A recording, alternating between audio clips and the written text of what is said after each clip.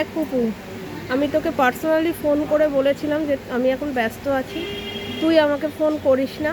ভালোভাবে বলেছিলাম যে তুই আমাকে এখন আর ফোন করিস না, আমি এখন ব্যস্ত আছি, কাজের চাপে আছি। তুই যদি এখন ফোন করিস আমি রিসিভ করতে পারবো না, বরঞ্চ আমি ফোনটা ফোন ব্যাগে থাকুক বা পকেটে থাকুক, বের করতে অসুবিধা হয়, দেখতে অসুবিধা হয় কাস্টমারের ভিড়ে।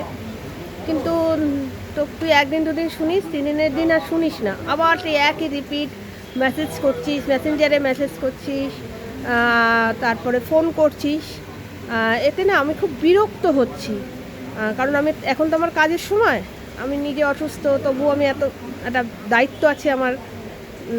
তাই আমি তোকে ভিডিও করে বললাম, যে শর্টস করে বলছি, যদি তুই শুনিস তাহলে ভালো হয়, নাহলে এই কটা দিনের জন্য তোকে ব্লক করতে হবে, মানে পুজোর কদিনের জন্য আমাকে ব্লক করতে হবে।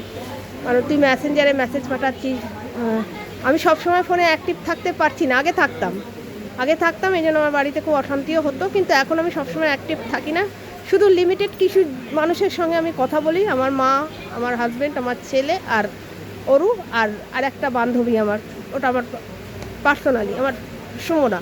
তাও ওরা এত ফোন করে না আমাকে, খুব লিমিটেড ফোন করে। আমার মাকেও বলা আছে, আর আমার হাজব্যান্ড ফোন করে যখন আমি দোকানে থাকি না তখন। এদের ফোন ছাড়া আমি আদার্স কারুর ফোন এখন আমি ধরছি না। আর আমাকে সেরকম সবাই জানে আমি এই টাইমটা ব্যস্ত থাকি, সেরকমভাবে কেউ ফোনও করে না। প্লিজ তুই যদি শুনিস তো ভালো হয়, না হলে আমাকে তোকে ব্লক করতে হবে এই কটা দিনের জন্য।